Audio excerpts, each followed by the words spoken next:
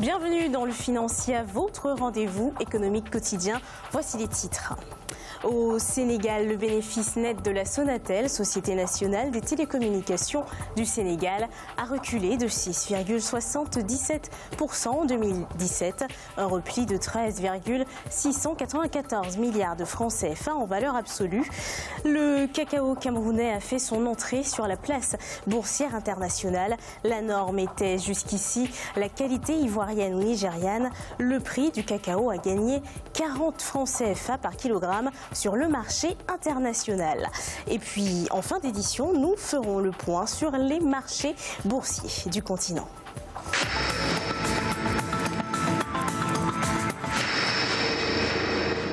Le bénéfice net de la Sonatel, Société nationale des télécommunications du Sénégal, a reculé de 6,7% en 2017, un repli de 13,694 milliards de francs CFA en valeur absolue. Ce bénéfice est passé de 215,880 milliards de francs CFA en 2016 à 202,186 milliards de francs CFA, soit un repli de 13,694 milliards de francs CFA en valeur absolue. Elle s'est accentuée car elle se situait à 5,209 milliards de francs CFA en 2016. Ibrahima Djoumaba.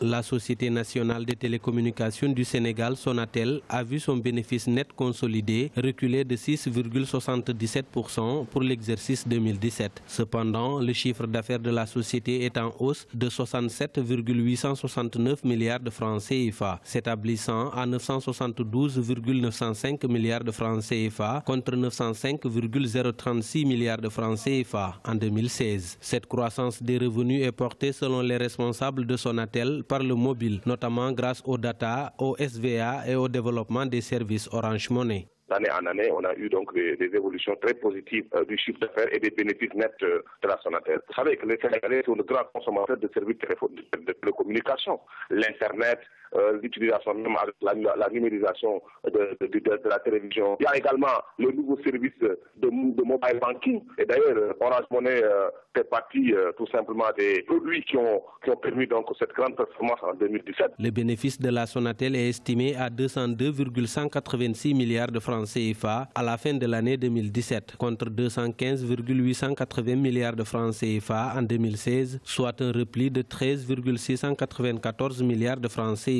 en valeur absolue. Il s'est toutefois accentué puisqu'il se situait en 2016 à 5,209 milliards de francs CFA. On s'est rendu compte que dans les années 2010, l'entreprise a gardé sa performance, ce qui l'a maintenu comme l'entreprise la plus performante dans la bourse de l'UEMOA. Jusqu'à présent aussi, le Sénégal est placé deuxième en Afrique subsaharienne, derrière l'Afrique du Sud, dans le domaine des technologies de l'information et de la communication. Il y a une série de mesures réglementaires et fiscales qui véritablement ont sapé la dynamique bénéficiaire de l'entreprise, mais l'entreprise reste performante quand même. La Sonatel compte des filiales au Mali, en Guinée-Bissau et en Sierra Leone. Ses revenus avant intérêts, impôts et taxes et amortissements ont évolué de 2,8%, se situant à 452,8 milliards de francs CFA contre 440 milliards de francs CFA en 2016. Cependant, son résultat d'exploitation est en baisse de 4,8% à 307,8 milliards de francs CFA contre 323 milliards de francs CFA en 2016. En Afrique du Sud, le gouvernement a décidé d'augmenter la taxe sur la valeur ajoutée pour la première fois en 25 ans. Selon le Trésor public du pays, cette mesure vise à réduire le déficit budgétaire et stabiliser le niveau de la dette. La TVA, qui était à 14% depuis 1993, passera à 15% à partir du 1er avril prochain. L'exécutif indique tout de même qu'il est conscient qu'une hausse de la TVA pourrait alourdir le fardeau des ménages pauvres. La population bénéficiera des mécanismes destinés à les protéger de cette situation, comme la détaxation des denrées de base comme le maïs ou les haricots. Le cacao camerounais a fait son entrée sur la place boursière internationale. La norme était jusqu'ici la qualité ivoirienne ou nigériane. Selon le Conseil interprofessionnel du cacao et du café, cette préférence pour le cacao camerounais est relative au changement des règles du grading du cacao effectué en 2016. En conséquence, le prix du cacao a gagné 40 francs CFA par kilogramme sur le marché international. Viviane Baoken.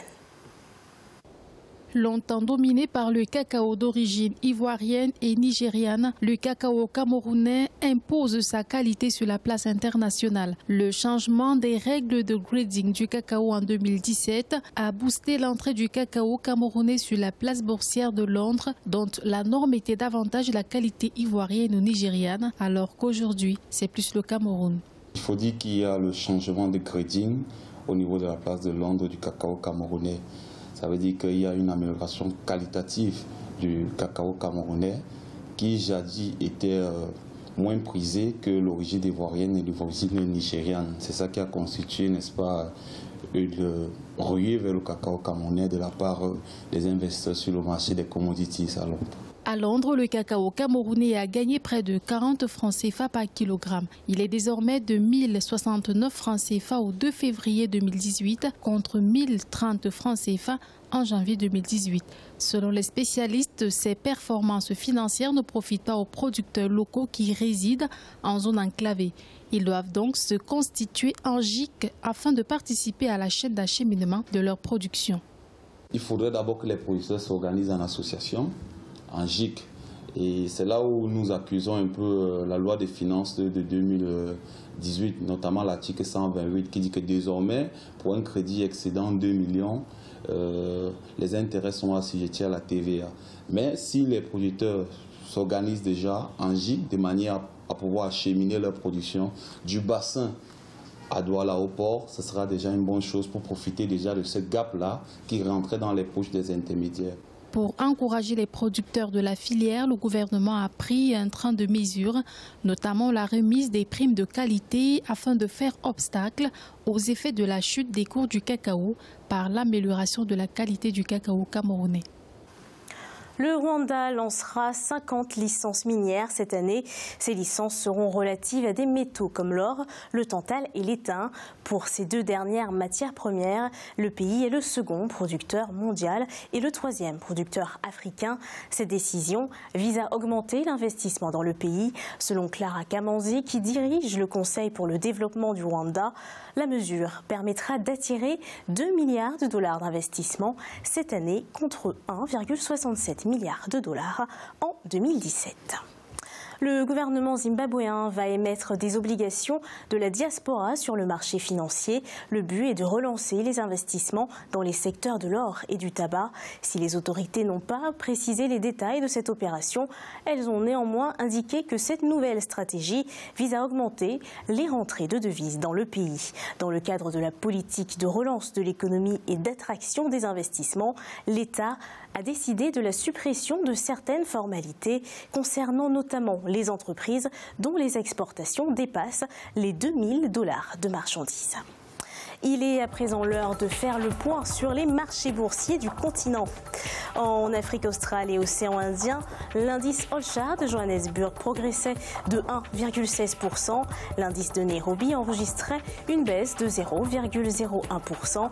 La bourse de Maurice était en hausse de 0,40% et l'indice du Botswana était également en hausse de 0,1%. En Afrique de l'Ouest et centrale, l'indice nigérien gagnait 0,02% et la BRVM d'Abidjan était en hausse de 0,28% et la bourse du Ghana gagnait 0,005%. Et en Afrique du Nord, l'indice tunisien était en hausse de 0,30%, l'indice égyptien a augmenté de 2,18% et la bourse de Casablanca était en baisse de 0,34%. C'est la fin de cette édition du Financia. Merci de nous avoir suivis. On se retrouve bientôt pour un nouveau rendez-vous de l'économie.